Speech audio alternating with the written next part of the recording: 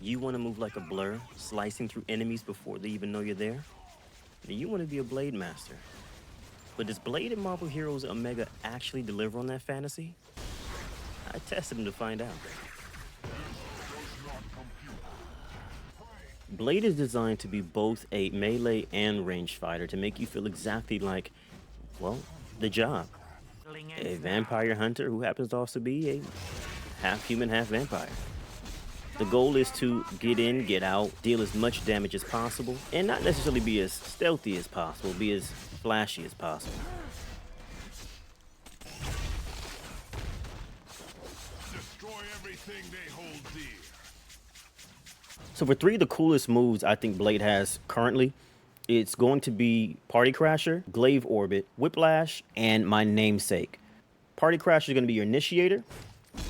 You're going to use your Glaive Orbit to apply grievous wounds. You'll use Whiplash to kind of like further that and add more damage onto that.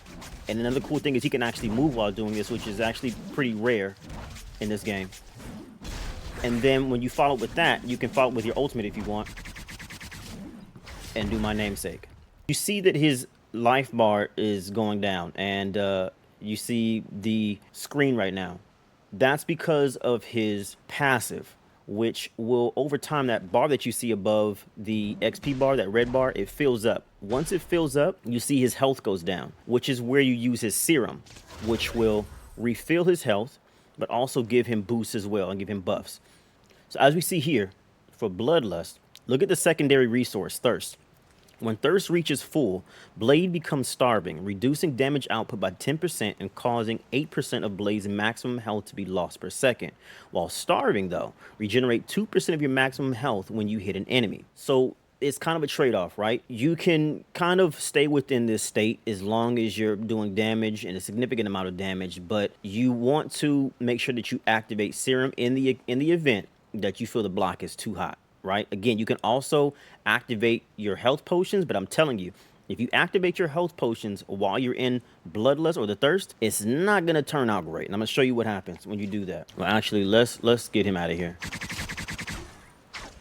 Now, you see I'm at 1, right? It's hovering. Now, watch what happens if I use my health pack.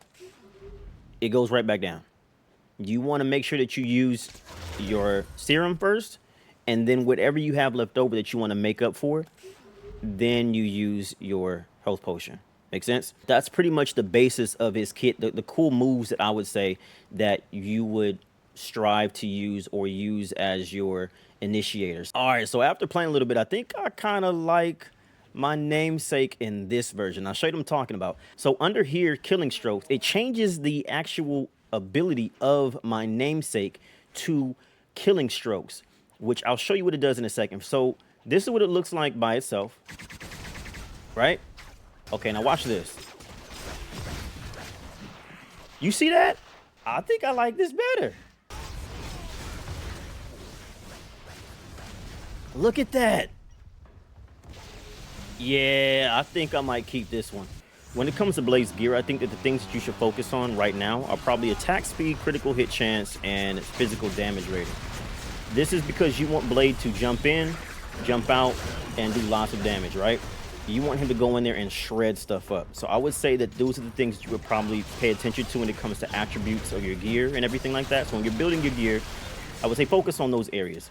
For my new players, I wouldn't necessarily put too much time into trying to build the perfect build for Blade. Of course, have fun, like I always say. But I would say as you start to play more, pay more attention to the kinds of stats that your gear has, so that way you can figure out what works best and what doesn't work best for him if you're trying to maximize the amount of damage potential that you're putting out and how fast you do so. So I would say that that's the main thing to really keep in mind when you're building your Blade. Blade is an amazing character that I think that a lot of people will enjoy playing as. If you like to do insane amounts of damage and look really, really cool in the process, Blade is the character for you.